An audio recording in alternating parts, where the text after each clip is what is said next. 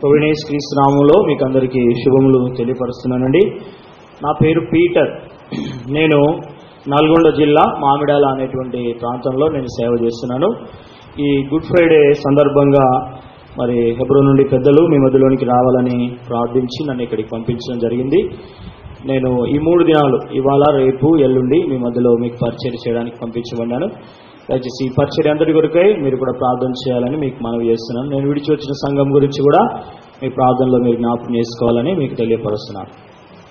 ఈ సమయంలో మన ప్రభువైన యేసుక్రీస్తు వారు మరి సిలువ ఇవ్వబడినటువంటి ఈ దినాన మనమందరం చేరి ప్రభువును ఆరాధించడము, ప్రభువును మహింపరచడం అనేది నిజంగా మనకెంతో మరి ఆశీర్వాదకరమైనటువంటి దినముగా మనం గుర్తించాలి.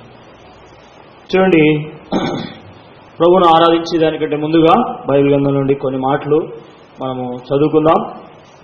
యెషయా గ్రంథం 53వ అధ్యాయం. యెషయా గ్రంథం అండి 53వ అధ్యాయము. ఈ అధ్యాయం అంతా మార్చి మనం చదువుకుందాం.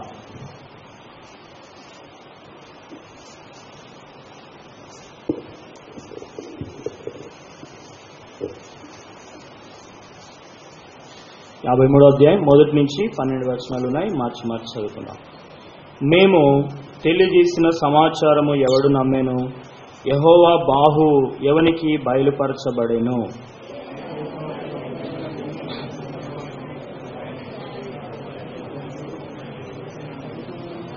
అతను చూసి అపేక్షించినట్లుగా అతని నుండి స్వరూపం లేదు. అతడు తృణీకరింపబడిన వాడును, ఆయన మనుషుల వలన విసర్జింపబడిన వాడును, వ్యసనాక్రాంతుడుగాను, వ్యాధిని అనుభవించిన వాడుగాను, మనుషులు చూడనొల్లని వాడుగాను ఉండెను. అతడు తృణీకరింపబడిన వాడు గనుక మనం అతనిని ఎన్నిక చేయకపోతుమి. నిశ్చయముగా అతడు మన రోగములను భరించెను, మన వ్యసనములను వహించెను. అయినను మొత్తబడిన వానిగాను, దేవుని వలన బాధింపబడిన వానిగాను, శ్రమనొందిన వానిగాను మనం అతని ఎంచితిమి. మన అతిక్రమ క్రియలను బట్టి అతడు గాయపరచబడెను, మన దోషములను బట్టి నలగొట్టబడెను. మన సమాధానార్థమైన శిక్ష అతని మీద పడెను. అతడు పొందిన దెబ్బల చేత మనకు స్వస్థత కలుగుచున్నది. మనమందరం గొర్రెల వలె త్రోవ తప్పిపోతుమి, మనలో ప్రతివాడును తనకిష్టమైన త్రోవ తొలగెను. యెహోవా మనందరి దోషమును అతని మీద మోపెను. అతడు దౌర్జన్యమునందెను, బాధింపబడినను అతడు నోరు తెరవలేదు. వదకు తేబడు గొర్రెపిల్లయు, బొచ్చు కత్తిరించి వాని ఎదుట గొర్రెయు మౌనంగానున్నట్లు అతడు నోరు తెరవలేదు. అన్యాయ తీర్పు నిలవాడ ఎదురు కొనుకోబడను. అతడు నా జనుల అతిక్రమం బట్టి మొత్తబడను కదా. సజీవుల భూమిలో నుండి అతడు కొట్టివేయబడెను. ఆయనను అతని తరం వారిలో ఈ సంగతి ఆలోచించిన వారు ఎవరు? అతడు మరణమైనప్పుడు భక్తిహీనులతో అతనికి సమాధి నియమింపబడెను. ధనవంతుని యొద్ద అతడు ఉంచబడెను. నిశ్చయముగా అతడు అన్యాయమేమీ చేయలేదు, అతని నోట ఏ కపటమును లేదు. అతడు నలుగుట్టుకు యెహోవాకు ఇష్టమైనను, ఆయన అతనికి వ్యాధి కలుగజేసెను. అతడు తన అపరాధ పరిహారత బలిగా అతని సంతానం చూచును. అతడు దీర్ఘాయుష్మంతుడగును, యెహోవా ఉద్దేశము అతని వలన సఫలమగును. అతడు తనకు కలిగిన వేదనను చూచి తృప్తి నందును. నీతిమంతుడైన నా సేవకుడు జనుల దోషములను భరించి తనకున్న అనుభవ జ్ఞానం చేత అనేకులను నిర్దోషులుగా చేయును. కావున గొప్పవారితోనేమి నేను అతనికి పాలు పంచిపెట్టెదను, గనులతో కలిసి అతడు కొలసము భాగించుకును. ఏలైనగా మరణం నొందినట్లు అతడు తన ప్రాణము ధారపోసెను. అతిక్రమం చేయవారిలో ఎంచబడిన వాడైను. అనేకుల పాపను భరించు తిరుగుబాటు చేసిన వారిని గూర్చి విజ్ఞాపనము చేసేను. చదవబడినటువంటి లేఖన భాగమును దేవుడు మన కొరకై ఆశీర్వదించును గాక. ఈ అధ్యాయం అంతా మన ప్రభువైన యేసుక్రీస్తు వారు మరి కల్వారిశిలువలో పొందినటువంటి ఆ భయంకరమైనటువంటి శిక్షను చక్కగా మరి యెషయా ఎంతో వర్ణించి ఈ అధ్యాయాన్ని రాస్తూ వచ్చాడు. చూడండి, ఇక్కడ మరి ఈ అధ్యాయం అంతట్లో మనము మన కోసమే అనేటువంటి మాట 10 సార్లు వచ్చింది. నేను చదువుతాను, వినండి జాగ్రత్తగా. 1, 3వ వచనము కింది నుండి 2వ లైన్లో మనము అతని ఎన్నిక చేయకపోతిమి. తర్వాత 4వ వచనంలో మన రోగములను భరించాను అనింది. తర్వాత 3వ వచనంలో మన వ్యసనములను వహించాను అనింది. 2వ లైన్లో. తర్వాత 4వదిగా చూస్తే శ్రమ నొందిన వానిగాను మనం అతన్ని ఎంచితిమి 4వ వచనంలో చివరి లైన్లో ఉంది. 5వ వచనంలో మొదటి లైన్లో మన అతిక్రమ క్రియలు అని రాయబడింది. తర్వాత చూస్తే 5వ వచనం 2వ లైన్లో మన దోషములను బట్టి నలగొట్టబడను అని రాయబడింది. తర్వాత 3వ లైన్లో చూస్తే మన సమాధానార్థమైన శిక్ష అతని మీద పడేను అని ఉంది. తర్వాత చూస్తే 8వదిగా 6వ వచనంలో మొదటి లైన్లో మనమందరం గొర్రెల వలె త్రోవ తప్పిపోతుమి అనింది. 9వదిగా చూస్తే 6వ వచనం 2వ లైన్లో మనలో ప్రతివాడు తనకి ఇష్టమైన త్రోవకు తొలిగాను అనింది. తర్వాత 10వదిగా చూస్తే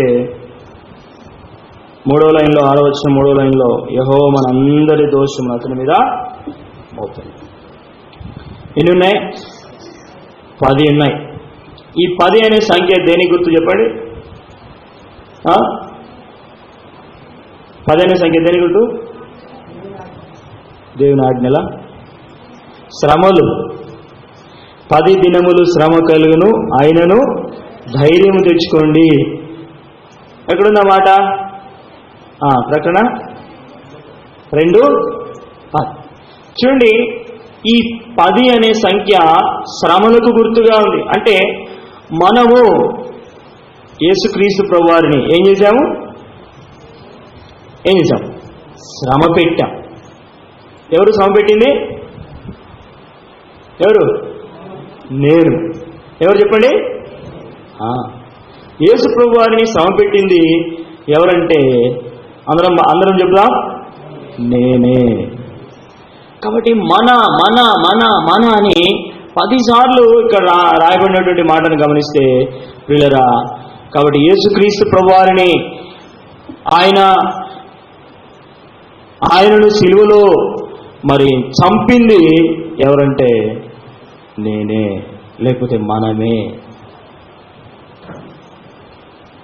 ప్రియమైనటువంటి వాళ్ళారా, ఈ 10 విషయాలు ఇక్కడ రాయబడినాయి. అయితే 7 విషయాలు మన స్థితి ఎలాంటిదో జ్ఞాపకం చేస్తున్నాయి. మనం ఎలాంటి వారమో అనే విషయాన్ని జ్ఞాపకం చేస్తున్నాయి. నేను ఆ విషయాన్ని చదువుతాను, మీరు వినండి. మొదటిది ఏంటంటే మన రోగములను భరించేను. రోగములు మొట్టమొదటిది. రెండవదిగా చూస్తే మన వ్యసనములను వహించెను. వ్యసనములు రెండవది. మొదటిది రోగములు, రెండవది వ్యసనములు. మూడవదిగా చూస్తే అతిక్రమ క్రియలు. 5వ వచనంలో మొదటి భాగంలో ఉంది. 4వదిగా చూస్తే దోషములు. 5వ వచనం 3వ లైన్లో ఉంది. తర్వాత 5వదిగా చూస్తే 6వ వచనంలో మొదటి లైన్లో త్రోవ తప్పిపోయిన పరిస్థితి. 6వది ఏంటండి? 5వది త్రోవ తప్పిపోయినటువంటి స్థితి. 6వదిగా చూస్తే ఇష్టమైన మార్గంలో వెళ్ళిపోవడం, తనకిష్టమైన త్రోవకు తొలిగెను. 7వదిగా చూస్తే 12వ వచనంలో మరి కింది నుండి 2వ లైన్లో రాయబడిన మాట ఏంటంటే పాపములను భరించెను. ఎన్ని ఉన్నాయి చెప్పండి? 7 ఉన్నాయి. ఒకటి రోగములు, రెండవది వ్యసనములు, మూడవది అతిక్రమములు, 4వది దోషములు, 5వది త్రోవ తప్పిపోవడం, 6వది తనకిష్టమైన మార్గంలో వెళ్ళడం, 7వది పాపములు. ప్రభుచితమైతే ఈ 3 దినాలు ఈ 7 విషయాల్ని మనం ధ్యానించుకుందాం. ప్రభు నేను ఇక్కడికి రావడానికంటే ముందు ఈ గుడ్ ఫ్రైడే కొరకై మరి వర్తమానం ప్రిపేర్ అవుతూ వచ్చినప్పుడు ప్రభు నాకు ఇచ్చిన తలంపులు కొన్ని ఈ అధ్యాయంలో నుండి మనం ఈ 3 దినాలు దాదాపుగా 7 మీటింగ్లు ఉన్నాయి. అన్న నాకు ముందే చెప్పాడు ఎన్ని మీటింగ్లు ఉంటాయని చెప్పేసి నేను అడిగినప్పుడు దాదాపుగా 7 మీటింగ్ల మీ మధ్యలో నేను నిలబడవలసి ఉంటుంది. ఈ 7 మీటింగ్లో ఒక్కొక్క రోజు ఒక్కొక్క మీటింగ్లో ఒక్కొక్క అంశాన్ని ప్రభుచితమైతే మనం ధ్యానించుకుందాం. దయచేసి ప్రభు వీటి ద్వారా అనేక విషయాలు మనకు తెలియపరిచినట్లుగా మీరు నా గురించి ప్రార్థన చేయాలని మీకు మనవి చేస్తున్నాం. సరే, ఇప్పుడు మనం ఆరాధన కొరకై ఈ భాగంలో మనం చూద్దాం. మొట్టమొదటిది ఏంటంటే, అంటే లైన్గా మనం చూడకపోవచ్చు, ఒక్కొక్క అంశాన్ని మనం చూద్దాం. మీరు రాసే వాళ్ళు ఎవరైనా ఉంటే దయచేసి రాసుకోండి. అప్పుడు మీరు మరలా నేను అడిగినప్పుడు మీరు నాకు జవాబు చెప్పడానికి ఈజీగా ఉంటుంది. సరే, ఇప్పుడు చూద్దాం. మొదటిది 5వ వచనం, దయచేసి ఎవరైనా చదవండి. యెషయా గ్రంథం 53వ అధ్యాయం 5వ వచనం. మన అతిక్రమ క్రియలను బట్టి అతడు గాయపరచబడెను. చాలు. చూడండి, ఇక్కడ ఈ మొట్టమొదటి ఆరాధన కొరకై మనం చూసేటువంటి మాట ఏంటంటే అతిక్రమములు. అతిక్రమం అంటే క్రమాన్ని మీరడం, క్రమాన్ని దాటిపోవడం. చూడండి, ఈ యొక్క మరి క్రమమును మీరినటువంటి విధానమే యేసుక్రీస్తు ప్రభువారికి శిలువ మరణం వేయడానికి కారణమవుతూ వచ్చింది. రండి, ఆదికాండం 5వ అధ్యాయం. ఆదికాండం 5వ అధ్యాయము 1వ వచనం, దయచేసి ఎవరైనా చదవండి. ఆదాము వంశావళి గ్రంథం ఇదే. దేవుడు ఆదామును సృజించిన దినమున ఆ దేవుని పోలికగా అతని చేసెను. తర్వాత మగవానిగాను ఆడదానిగాను వారిని సృజించి, వారు సృజింపబడిన దినమున వారిని ఆశీర్వదించి వారికి నరులని పేరు పెట్టెను. చూడండి, ఇక్కడ ఆదాము వంశావళి అని రాయబడింది. ఆదాము ఎవరు చెప్పండి ఎవరైనా? ఎక్కడుంది? అరెఫరెన్స్ చదవండి. ఆదాము ఎవరు? దేవుని కుమారుడు. ఎక్కడుంది? చదవండి. తీసిన వాళ్ళు ఎవరైనా వెంటనే చదవాలి.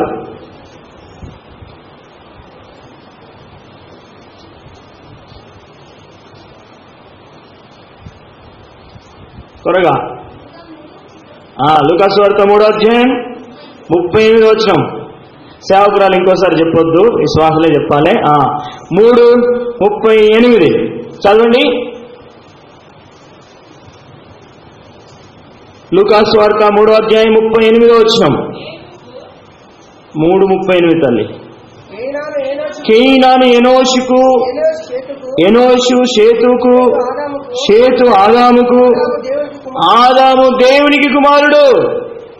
చూడండి, ఇప్పుడు ఆదాము దేవుని కుమారుడు అయితే ఆదామేమో ఇక్కడ ఏం చేస్తున్నాడు? ఒక వంశావళిని ఏర్పాటు చేసుకున్నాడు. ఏం వంశం అంటే అది? ఆదాము వంశావళి అంట. అసలు అక్కడ ఈ విధంగా రాయబడి ఉంటే బాగుండేది. దేవుని కుమారుడైన ఆదాము వంశావళి అంటే బాగుండేదేమో. కానీ ఇక్కడ ఆదాము వంశావళిని రాయబడింది. ఎందుకు? ఆదాము దేవుని కుమారుడని లూకా సువార్తలో 3వ అధ్యాయం 30వ వచనం రాయబడింది. కానీ ఆదాము ఒక వంశాన్ని ఏర్పాటు చేసుకోవడానికి కారణం ఏంటంటే, ప్రియులరా, సాతాను ఆదాము వాళ్ళని మోసం చేసి దేవుని యొక్క వంశములో నుండి వారిని ప్రక్కకు త్రోసివేసింది. 1 తిమోతికి రాసిన పత్రిక 6వ అధ్యాయం 15వ వచనంలో రాయబడిన మాట ఏంటంటే, దేవుడు ఎలాంటి వాడంట? చదవండి. 1 తిమోతి 6:15. శ్రీమంతుడును అద్వితీయుడును సర్వాధిపతి యుక్త కాలమందు ఆ ప్రత్యక్షతను కనపరుచును. ఆ సర్వాధిపతి రాజులకు రాజును ప్రభువులకు ప్రభువునై ఉన్నాడు. చూడండి, దేవుని యొక్క వంశము ఏ వంశం అండి? అది రాజవంశం. కాబట్టి ఇప్పుడు ఆదామేమో తన సొంత వంశాన్ని, ఒక నరవంశాన్ని ఏర్పాటు చేసుకొని ఆయన చెప్తున్నాడు ఏంటంటే ఆదాము వంశావళి అని చెప్పబడి. కానీ దేవుని వంశం ఏ వంశం? అది రాజవంశం. అయితే ప్రియులరా, రాజుల వంశానికి చెందినటువంటి దేవాది దేవుడైన సృష్టికర్త అయిన దేవుని యొక్క వంశానికి చెందినటువంటి ఈ ఆదామును సాతాను మోసం చేసి దేవుని వంశం నుండి వేరు చేసింది. దేవుడు వారిని ఆశీర్వదించాడు. నరునిగా సృజించి ఆశీర్వదించి ఒక రాజవంశములో, దేవుని వంశములో కనుక ఆయన చేస్తే ఈ ఆదాము ఏం చేశాడంటే తప్పిపోయి దేవుని వంశముల నుండి ప్రక్కకు వెళ్ళిపోయాడు. అయితే ప్రియులరా, ఆదాము చేసిన ఆ అతిక్రమం, దేవుని క్రమాన్ని మీరడం, ఆదామా ఈ తోట చెట్ల మధ్యలో ఉండేటువంటి పండ్లన్నిటిని నువ్వు నిరంతరంగా తినవచ్చును, కానీ మంచి చెడ్డల తెలివినిచ్చే వృక్ష ఫలాన్ని తిన్న దినమున నీవు నిశ్చయముగా చస్తావు. ప్రియమైన దేవుని బిడ్డలారా, ఆ క్రమాన్ని ఆదాము అవ్వల్ని సాతాను మోసం చేసి ఈ పండును తినవచ్చా తినకూడదు అని చెప్పినప్పుడు నిజమా అని ఒక క్వశ్చన్ మార్కేసి ఆదాము అవ్వల్ని దేవుని యొక్క క్రమములో నుండి, దేవుని యొక్క వంశములో నుండి సాతాను ఏం చేశాడు? ప్రక్కకు నడిపించేశాడు. కాబట్టి తప్పిపోయేటట్లు చేశాడు. ఇప్పుడు దేవుని వంశంలో నుండి ఈ యొక్క మానవుడైన ఆదాము ఒక వంశాన్ని ఏర్పాటు చేసుకున్నాడు కదా. వంశాలు, గోత్రాలు ఉన్నాయి కదా. ఇప్పుడు మీ వంశం, మా వంశం అసలు ఏమనుకున్నాం? మా వంశం అంటే మా వంశం చాలా పెద్దదండి. కొంతమంది గ్రేట్గా చెప్పుకుంటారు వంశాన్ని గురించి కదా. కాబట్టి ప్రియమైన వారలారా, ఈ యొక్క దేవుని వంశంలో నుండి తప్పిపోయినటువంటి ఆదామును ఆ క్రమాన్ని మీరడాన్ని బట్టి దేవాది దేవుడు ఆ అతిక్రమములన్నిటినీ, ఆ క్రమాన్ని మీరిన మరణాన్ని విడిచిపెట్టుకున్నటువంటి ఆదామును రక్షించడానికి యేసుక్రీస్తు ప్రభువారు శ్రమ పడవలసి వచ్చింది. రోమీయులకు రాసిన పత్రిక దయచేసి చూడండి. రోమీయులకు రాసిన పత్రిక 5వ అధ్యాయం 12వ వచనం. రోమా 5:12.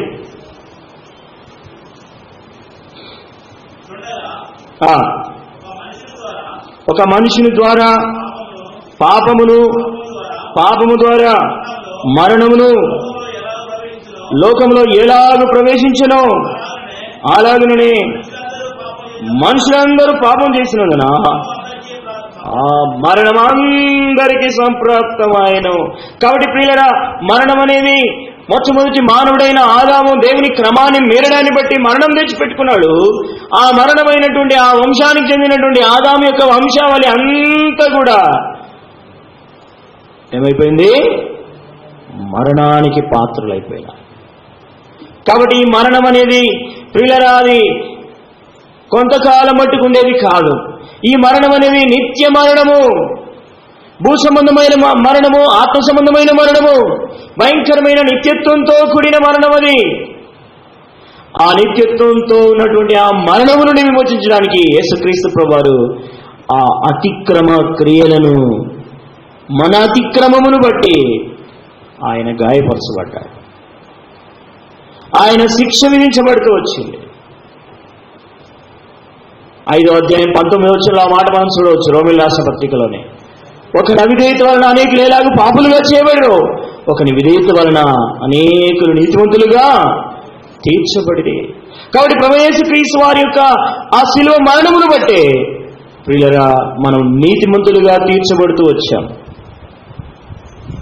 మొదటి పేతురు రాసిన పత్రిక 1వ అధ్యాయం 18-19 వచనాలు కూడా దయచేసి చదవండి. మొదటి పేతురు 1:18-19. పితృపారంపర్యమైన మీ వ్యర్థ ప్రవర్తన విడిచిపెట్టినట్లుగా వెండి బంగారముల అను క్షయ వస్తువుల చేత మీరు విమోచింపబడలేదు గాని అమూల్యమైన రక్తము చేత, అనగా నిర్దోషమును నిష్కలంకమునకు గొర్రెపిల్ల వంటి క్రీస్తు రక్తము చేత విమోచింపబడుతురని మీరు ఎరుగుదురు కదా. కాబట్టి క్షయ వస్తువులైనటువంటి వెండి బంగారం చేత ప్రియులుగా మనం విమోచింపబడలేదు. ప్రభువైన యేసుక్రీస్తు వారి యొక్క అమూల్యమైన, నిర్దోషమైన, నిష్కలంకమైనటువంటి ఆ గొర్రెపిల్ల అనగా ప్రభువైన యేసుక్రీస్తు వారి యొక్క రక్తము చేత మనం విమోచింపబడ్డాం. ప్రియులుగా ఆ విమోచన యేసుక్రీస్తు ప్రభువారు మన కొరకై కల్వారిశిలువలో ఆయన కలుగజేస్తూ వచ్చాడు. తిరిగి మరలా మానవ వంశంలో నుండి దేవుని వంశంలోనికి తిరిగి దేవుడు మనల్ని మరలా తీసుకొని వచ్చాడు. చూడండి దయచేసి మొదటి పేతురు రాసిన పత్రిక 2వ అధ్యాయం 9వ వచనం.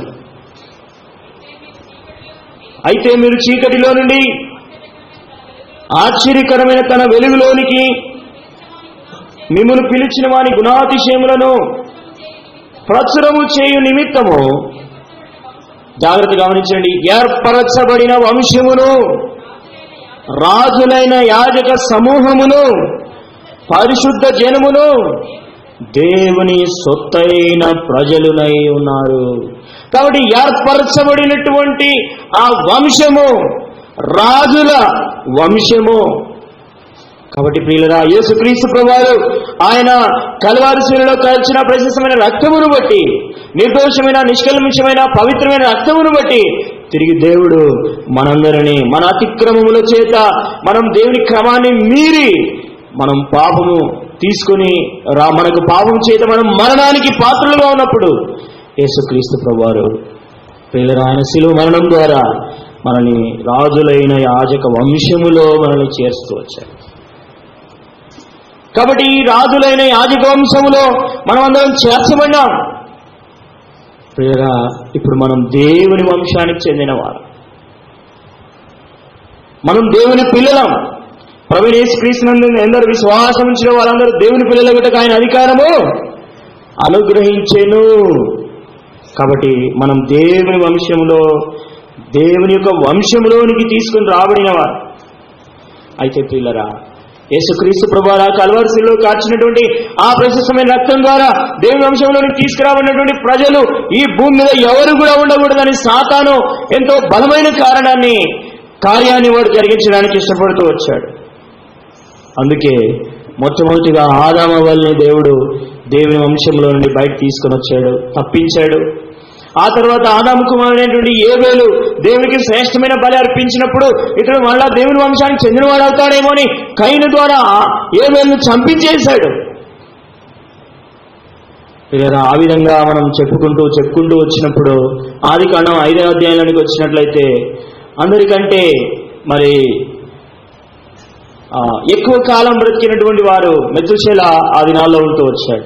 అయితే కొంతమంది ప్రభు నమ్ముకున్నప్పటికీ అందరిలో ఆ దినాల్లో ఉన్నటువంటి ఆ మనుషులందరిలో కూడా దేవుడు చూసినప్పుడు పిల్లరా అందరూ తప్పిపోయిన వారుగానే ఉంటూ వచ్చారు. హానోకు దేవుడు తీసుకున్నాడు. ఆ తర్వాత దేవుని ప్రజలుగా ఉన్నప్పటికీ దేవుని రాజులైన యాజక వంశంలో నుండి అందరినీ సాతాను తప్పిస్తూనే వచ్చింది. ఏదో ఒక విధానంలో వారు తప్పిపోతూ వచ్చారు. అయితే దేవుడు ఆ దినాల్లో 6వ అధ్యాయంలోకి వచ్చినప్పుడు నోవాహును దేవుడు ఏర్పాటు చేసుకున్నాడు. నోవాహు దేవుని కృప పొందినవాడు ఆయన అని రాయబడింది. తిరిగి నోవాహు ద్వారా దేవుడు ఒక ఓడ నిర్మించాడు. అందులో ఉన్నటువంటి ప్రజలైనటువంటి వారందరినీ ఆ ఓడలోనికి రావాలని చెప్పినప్పుడు పిల్లలు వారు ఎవరు కూడా ఆ ఓడలోనికి రాలేకపోయారు. నోవాహు కుటుంబాన్ని దేవుడు రక్షించాడు. తర్వాత నోవాహు కుటుంబం తర్వాత వారి సంతానం తర్వాత మరలా దేవుని వీరికి దేవుని వంశంలో దేవుని కొరకు రోషం కలిగిన వ్యక్తి ఎవరు కూడా కనిపించలేదు. అందుకే దేవుడు మెసొపొతేమియా అనేటువంటి ఆ ప్రాంతంలో ఒక విగ్రహారాధికుడైనటువంటి అబ్రహామును దేవుడు మరలా ఏర్పరచుకున్నాడు. దేవుడు అబ్రహామును ఏర్పరచుకుని అబ్రహాము ద్వారా ఒక సంతానాన్ని ఏర్పరచాలని దేవుడు కోరాడు. శత్రువేమో దేవుని వంశంలో నుండి అనేకులను బయటికి లాగుతా ఉంది. దేవుడేమో లోకములో నుండి తన వంశంలోనికి ప్రజలను తీసుకోవడానికి ఆయన ఇష్టపడుతున్నాడు. అబ్రహాం తర్వాత ఇస్సాకు తర్వాత యాకోబు తర్వాత యోసేపు. అన్నల్ని కూడా మోసం చేసి యోసేపును ఐగుప్తు దేశానికి పంపించి వేసినట్లయితే ఇక దేవుని వంశంలో ఒకడు ఉండడు అనుకొని సాతాను ప్రయత్నం చేస్తూ వచ్చాడు. అయితే యోసేపు ఐగుప్తు దేశంలో దేవుని కొరకు నమ్మకమైన సాక్షిగా ఉంటూ వచ్చాడు. తిరిగి ఇశ్రాయేల్ ప్రజలందరినీ యాకోబు సంతానం అంతా ఐగుప్తులోనికి వెళ్ళిపోయింది. ఆ ఐగుప్తు ప్రజలందరూ ఆ ప్రాంతంలో యోసేపు మరణించాడు. యోసేపుని ఎరగనటువంటి ఒక రాజు ఫరో రాజు అయ్యాడు. ఇప్పుడు రాజుకు మరలా కోపం వచ్చేసింది. ఈ ప్రజలంటే అందరినీ అంతం చేయాలని అతడు చూస్తూ వచ్చాడు. బానిసలుగా ఉంచుకున్నాడు. 430 సంవత్సరాలు భయంకరమైన బానిసత్వంలో శత్రువు వారిని మోసం చేస్తూ వచ్చింది. వీళ్ళ ఆ సమయంలో దేవుడు మోషేని లేపాడు. తిరిగి మోషే ద్వారా ఇశ్రాయేలు ప్రజలందరినీ మరి ఐగుప్తులో నుండి బయటికి తీసుకుని వచ్చి ఒక నాయకుడుగా వారిని నడిపిస్తూ వచ్చాడు. తర్వాత యెహోషువను దేవుడు ఏర్పాటు చేసుకున్నాడు. ఆ విధంగా మనం చూస్తూ వెళ్ళినట్లయితే న్యాయాధిపతుల గ్రంథంలో రాజు లేనటువంటి దినాల్లో, వారికి నాయకుడు లేని దినాల్లో వారు కట్టడను విడిచి తిరుగుతూ వచ్చారు, క్రమాన్ని మీరుతూ వచ్చారు. ఈ లెక్కను మనం చూసుకుంటూ వెళ్ళినట్లయితే మలాకి గ్రంథం వరకు దేవుని ప్రజలను, రాజులైన వంశానికి చెందిన ఆ ప్రజలను శత్రువు మోసం చేస్తూనే వచ్చింది. బబులోను దేశంలో 70 సంవత్సరాలు బానిసలుగా వారు తీసుకొని వెళ్ళినప్పుడు మలాకి గ్రంథానికి వచ్చేసరికి 400 సంవత్సరాలు దేవుడు లేని ప్రజలుగా వారు ఉంటూ వచ్చారు. ఆ సమయంలో దేవుడే ఆ ప్రజలను చూసి తన వంశంలోనికి తిరిగి మరలా ప్రజలు నడిపించాలని ఆశపడి దేవాది దేవుడైన యేసుక్రీస్తు ప్రభువారిని మానవులే లోకానికి పంపాడు. శత్రువుకు మరలా భయం వేసింది. వెంటనే యేసుక్రీస్తు ప్రభువారిని చంపాలని వాడు పన్నాగం పనుస్తూ వచ్చాడు. 2 సంవత్సరాల కంటే పైబడినటువంటి తక్కువగా ఉన్నటువంటి పిల్లలందరినీ చంపేసేయండి అని చెప్పేసి మత్తయి సువార్తలో ప్రియులరా 3వ అధ్యాయంలో 6వ వచనంలో 2వ అధ్యాయంలో అక్కడ రాయబడుతూ వచ్చింది. కాబట్టి యేసుక్రీస్తు ప్రభువారిని దేవుడు కాపాడుతూ వచ్చాడు. తర్వాత మత్తయి సువార్త 3వ అధ్యాయం 6వ వచనంలో యేసుక్రీస్తు ప్రభువారికి, మార్క్స్ వార్త 3:6లో యేసుక్రీస్తు ప్రభువారికి విరోధంగా కొంతమందిని శత్రువు శాస్త్రులను పరిచయం లేపుతూ వచ్చాడు. తిరిగి మరలా మత్తయి సువార్త 26వ అధ్యాయం 59వ వచనంలో అతనికి యేసుక్రీస్తు ప్రభువు మీద అబద్ధమైన సాక్ష్యం పలికించాడు. ఇతడు దేవదూషణ చేశాడు, ఈ మందిరాన్ని పడగొట్టి 3 దినాల్లో నిర్మిస్తానన్నాడు, ఇతను నేనే దేవుడినని ప్రకటించుకున్నాడు అని అబద్ధ సాక్ష్యం పెట్టి యేసుక్రీస్తు ప్రభువారిని శిలువ మరణానికి అప్పగించడానికి ఇష్టపడ్డాడు.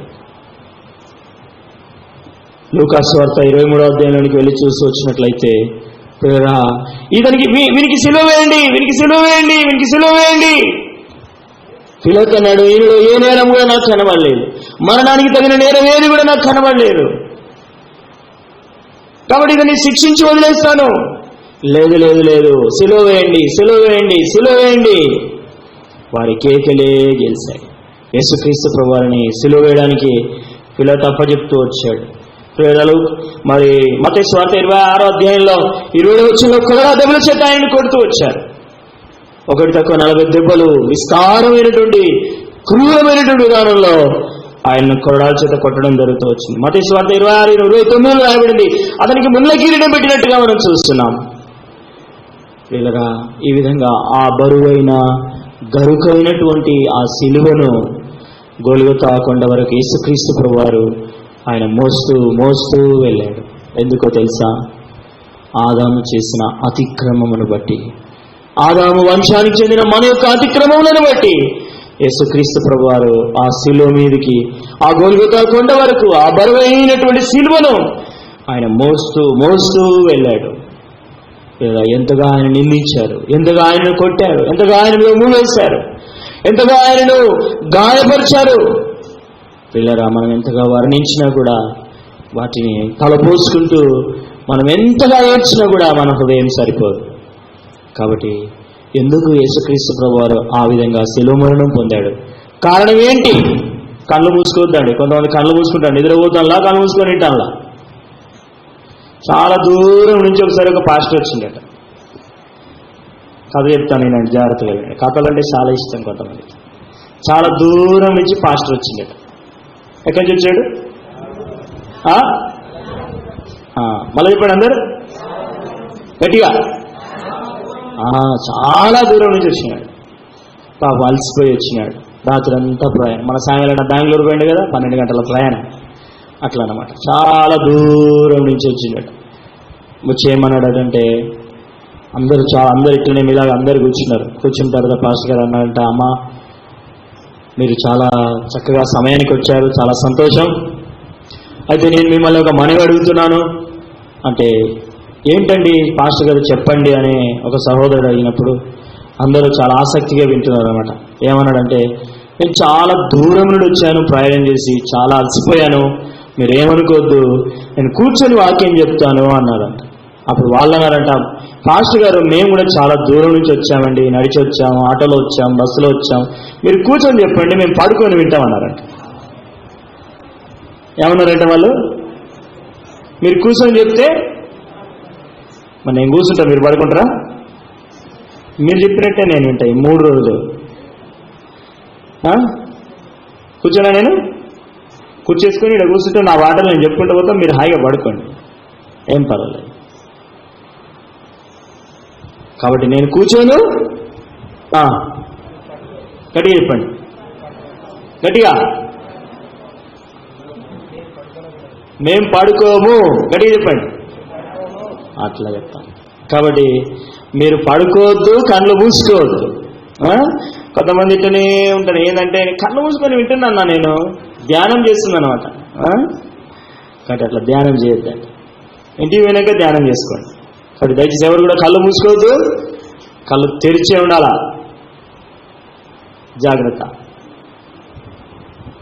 జాగ్రత్తగా వాక్యం మీదనే మీ గమనం ఉండాలా. ఇటువంటి చూడొద్దు, కళ్ళు మూసుకోవద్దు, ఇష్టం వచ్చినట్టు ఈ కాలు ఇటు పడేసి ఆ కాలు అటు పడేసి కూర్చోవద్దు. ఎంతో జాగ్రత్తగా భయభక్తులు కలిగి దేవుని మందిరంలో కూర్చోవాలి. అప్పుడు దేవుడు మనతో మాట్లాడతాడు. ఆ ఒక్క మాట అయినా, నేను అర్ధ గంట మీకు చెప్పే మాటల్లో కనీసం ఒక 2 నిమిషాల మాట అయినా మీ హృదయానికి తగులుద్ది. మీరు ఇంటికి వెళ్ళిన తర్వాత ఇవాళ నేను మందిరానికి వెళ్ళడం ద్వారా నాకు దేవుడు నాతో మాట్లాడినా చెప్పాలి. మీరు పెళ్లికి వెళ్ళిండ్రు అనుకోండి, ఏం చేస్తారు? పెళ్లికి వెళ్ళి పెళ్లి పిల్లని చూసి వచ్చినప్పుడు ఏమంటారు? ఏమంటారు చెప్పండి? పెళ్లి బాగా జరిగింది అంటారు. తర్వాత పిల్లగాడు చాలా మంచిగా ఉన్నారు, పర్వాలేదు, జోడి బాగుంది అంటారు కదా, చక్కగా కలిసింది. అప్పుడు పిల్లగాడు నల్లగా ఉండి పిల్ల తెల్లగా ఉన్నది అనుకోండి, ఏమంటారు? పిల్లగాని పిల్ల కుదరలే, పిల్లగాడేమో నల్ల కాకిలాగా ఉన్నాడు, అమ్మాయి ఏమో తెల్లగా దొండపండులాగా ఉంది అంటారు కదా. తర్వాత ఎంత మంచిగా చేసిన భోజనాలు, ఎన్ని వంటలు, మటను, చికెను, ఫిష్ ఫ్రై, పెరుగు, తర్వాత ఇంకా చికెన్ ఫ్రై, తర్వాత ఐస్ క్రీమ్. నువ్వు రావాల్సింది అక్క, ఎంత బాగా మిస్ అయిపోయినావు బా నువ్వు ఈ పెళ్లిలా అంటారా? కాబట్టి అక్కడికి పోయి ఏదో ఒకటి మీకు నచ్చింది, మీకు ఇష్టమైంది, మీకు దొరికింది కాబట్టి మీరు మాట్లాడుకున్నారు ఆ మాటలు, అవునా? ఆడికి పోతే భోజనాలు మంచిగా లేవు, ఊరికే పప్పుచారు భోజనాలు, అది ఇస్తారు, అక్కడ పోతే అన్నమంతా కొట్టుకపోతుంది అనుకోండి. పిల్లగాడు పిల్ల నల్లగా ఉన్నాడు, ఆ పెళ్లి 11 గంటలకు జరగాల్సిన పెళ్లి 5 గంటలకు జరిగింది. ఏమంటారు? ఏం పెళ్ళి అమ్మా పెళ్ళి, ఇన్ని పెళ్లిలోకి పోయినా కానీ ఇంత దరిద్రమైన పెళ్లి మాత్రం నేను ఎన్నడూ పోలేదు అంటారా? అంటే మీకు కావాల్సింది, మీకు ఇష్టమైంది ఏమి ఆడ దొరకలే, ఇది దొరకలేదు, పిల్లగాడు పిల్ల మంచిగా లేదు, ఆ పెళ్లి జరగాల్సిన సమయానికి మరి ఏం లాభం చెప్పండి? కాబట్టి మందిరానికి వచ్చి కూడా మీరు అట్లనే సపరేట్గా ఏం దొరికించుకోకుండా పోతే పోయినామంటే పోయినాము, వచ్చినామంటే వచ్చినాము, అట్లనే ఉంటుంది. దేవుని మందిరానికి వచ్చినప్పుడు దేవుడు మనకి ఏదో ఇవ్వడానికి దేవుడు మనల్ని తీసుకొస్తాడు ఇక్కడికి. దేవుడు మనకి ఏదో నేర్పించడానికి, దేవుడు మనల్ని ఏదో సరిచేయడానికి, దేవుడు మనల్ని ఏదో ఆదరించడానికి, దేవుడు ఏదో విధానంలో మనల్ని ప్రోత్సాహపరచడానికి, దేవుడు ఏదో ఒక విధానంలో మనల్ని ధైర్యపరచడానికి దేవుడు మనల్ని ఇక్కడ తీసుకొస్తాడు. కాబట్టి నిర్లక్ష్యంగా ఉండొద్దు, మౌనంగా వచ్చి వెళ్ళిపోవద్దండి, జాగ్రత్త సుమా. కాబట్టి ప్రభువైన యేసుక్రీస్తు వారు ఆ కలువరి శిలువలోనికి వెళ్ళేంత వరకు, శత్రువు ఆదాము మొదలుకొని ఆయన శిలువ మరణం వరకు వాడు ఎంతగానో ప్రజలను మోసం చేస్తూ వచ్చాడు. దేవుని భక్తులైనటువంటి వారిని, ఆ దేవుని వంశానికి చెందకుండా వారిని నిత్య నరకానికి పంపించడానికి వాడు ఇష్టపడుతూ వచ్చాడు. యెషయా గ్రంథం 14వ అధ్యాయం రాయబడినట్టు, తమ నివాస స్థలమునకు పోని అని వాడు ఇతడేనా? కాబట్టి శత్రువుల గురించి, సాతాను గురించి రాయబడిన మాట ఇది. కాబట్టి తమ నివాస స్థలమైన దేవుని రాజ్యానికి వెళ్లకుండా ఎన్నోసార్లు సృష్టి ఆరంభం నుండే వాడు ఒక పన్నాగాన్ని పన్నుతూ వచ్చాడు. ప్రియమైన దేవుని బిడ్డలారా, ఆయన ప్రభువైన యేసుక్రీస్తు వారు ఆ కల్వారి శిలువలో ఎంతగా ఆయన శిలువ మరణాన్ని పొందాడో తెలుసా? నా పాపముల కొరకై ఎంతగా ఆయన గాయపరచబడ్డాడు, ఎంతగా వేదన చెందాడు, ఎంతగా మరణం పొందాడు. ఆ శిలువ మీద, ఆ బరువైన శిలువను మోస్తూ వచ్చినప్పుడు, ఆయన వేగులతో కొడుతూ ఉన్నప్పుడు, తండ్రి వీరేమి చేయించున్నారో వీరు ఎరగరు కనుక వీరిని క్షమించు అన్నాడు. కాబట్టి యేసుక్రీస్తు ప్రభువారు ఎంత ప్రేమ గలవాడండి. ఎవరైనా మనల్ని తాకితేనే, ఎవరైనా మనకి ఏదైనా పొరపాటున చేయి తాకితేనే, కళ్ళు కనబడతలేవా, ఎందుకు అలా తాకుతున్నావు అని వెంటనే మనం రియాక్ట్ అయిపోతాం. యేసుక్రీస్తు ప్రభువారిని పట్టుకొని ఆయన చేతిలో శీలలు కొట్టి, ఆయన కాళ్ళలో మేకులు కొట్టి కొరడాల చేత కొడుతూ ఉన్నప్పుడు ఎందుకైనా మౌనంగా ఉన్నాడు? కారణం ఏంటి? వీళ్ళరా అతిక్రమ క్రియలను బట్టి, మానవుడు చేసిన అతిక్రమాన్ని బట్టి ఆయన కల్వారి శిలువలో బాధ అనుభవిస్తూ వచ్చాడు. ఆ శిలువ మీద దొంగ ప్రభువైన యేసుక్రీస్తుని వేడుకున్నప్పుడు, నువ్వు నాతో కూడా పరదేశంలో ఉంటావు అన్నాడు. ఎంత ప్రేమండి. కాబట్టి ప్రియులారా, ఆ విధంగా శిలువ మీద ఆయన ఎంతగానో శిలువ మరణం పొందాడు. ఏలీ ఏలీ లామా సబక్తాని అని, నా దేవా నా దేవా నన్నెందుకు చేయి విడిచావు, ఎంతగా అరిశాడో, ఎంతగా కేకలేశాడో.